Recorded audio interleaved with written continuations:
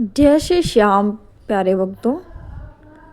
किसी ने बहुत ही सुंदर प्रश्न किया कि उत्पन्ना एकादशी का क्या महत्व है। तो इसका जवाब यह है कि उत्पन्ना एकादशी अत्यंत गूढ़ और पवित्र मानी जाती है। यह केवल एक व्रत नहीं है बल्कि सभी एकादशियों की जननी मानी जाती है, क्योंकि इस दिन एकादशी देवी का जन्म हुआ था। इस वीडियो के माध्यम से हम जानेंगे कि उत्पन्ना एकादशी किस तारीख को की जाएगी, इसका व्रत किस तारीख को किया जाएगा, अन्न पारण का समय, सब कुछ इस वीडियो में बताया जाएगा। तो आइए विस्तार से जानते हैं इसका महत्व और आध्यात्मिक अर्थ। एकादशी देवी का जन्मदिन। उत्पन्ना एकादशी को एकादशी देवी का जन्म दिवस कहा जाता है।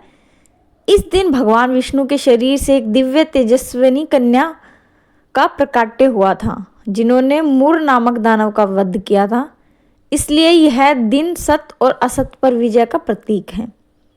पापों से मुक्ति देने वाली तिथि। शास्त्रों में कहा गया है, एकादश्याम तु यो भक्त्या करिष्यति व्रतम नरम सर्व पाप विनिर्मुक्तो विष्णु लोके महीयते।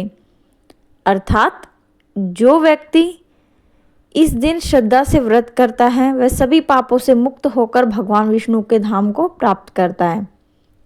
यह वह प्रथम एकादशी है जिससे आगे की सभी एकादशियों प्रारंभ हुई हैं, जैसे मोक्षदा, अन्नदा, निर्जला, देव उठनी आदि इत्यादि। यह एकादशी सबसे गुल और आग मानी जाती है।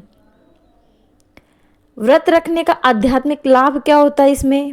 मन को पवित्रता और शांति प्राप्त होती है, पाप कर्मों का नाश होता है, आत्म संयम और साधना की शक्ति बढ़ती है।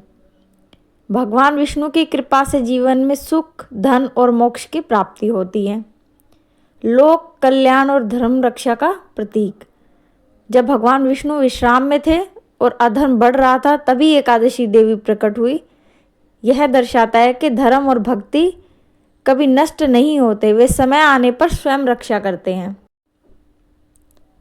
अतः उत्पन्ना एकादशी हमें सिखाती है कि भक्ति और संयम से ही अधर्म और पाप पर विजय मिलती है।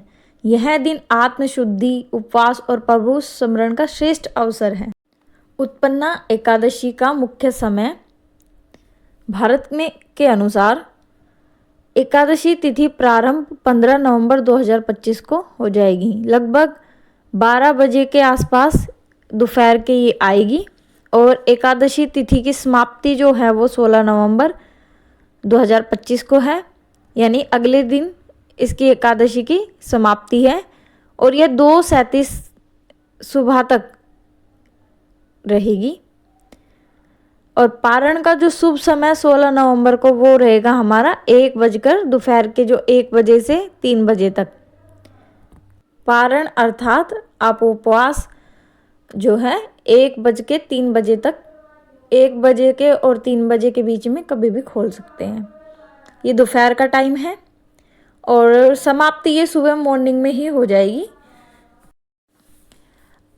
चूँकि यह एकादशी शीर्ष माघ यानी अघन मास में आती है, तो यह प्रथम एकादशी मानी जाती है और भगवान विष्णु के शरीर से उत्पन्न हुई मानी जाती है कि यह भगवान विष्णु के शरीर से ही उत्पन्न हुई थी, तो इसलिए ही इसका नाम उत्पन्ना एकादशी है। बाकी सारी एकादशी इसके बाद ही उत्पन्न होती गई हैं, तो इस वजह से यह सबसे पहले अथवा प्रथम एकादशी मानी गई है। तो यह थी एकादशी के बारे में विस्तार से। अगर वीडियो अच्छी लगी हो तो लाइक, शेयर और सब्सक्राइब चैनल को ज़रूर करें।